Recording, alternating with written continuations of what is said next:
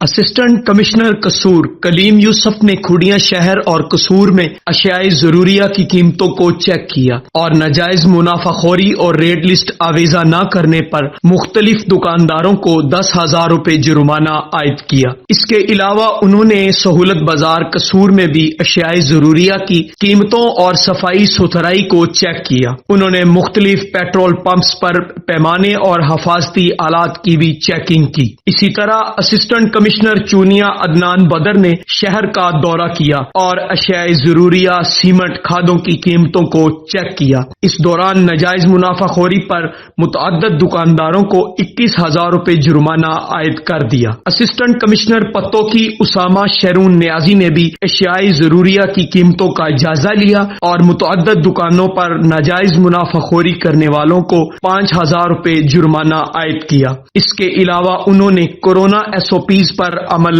درآمد کا جائزہ لینے کے لیے مختلف ریسٹورینٹس کو چیک کیا اور ہدایت کی کہ کورونا SOPs پر سختی سے عمل درآمد یقینی بنایا جائے۔ اس کے علاوہ انہوں نے مختلف پیٹرول پمپس پر مقررہ ریٹس، پیمانوں اور حفاظتی آلات کی چیکنگ کی اور مالکان کو صفائی ستھرائی اور کلین اینڈ گرین مہم کے سلسلے میں پودے لگانے کی ہدایت کی۔ علاوہ ازیں اسسٹنٹ کمشنر پتوکی نے THQ ہسپتال کا بھی دورہ کیا اور وہاں پر مریضوں کو دی جانے والی طبی سہولیات اور صفائی ستھرائی کے نظام کو چیک کیا۔ کیمرہ ٹیم کے ساتھ ملک محمد عمران، بڑی خبر HD نیوز قصور۔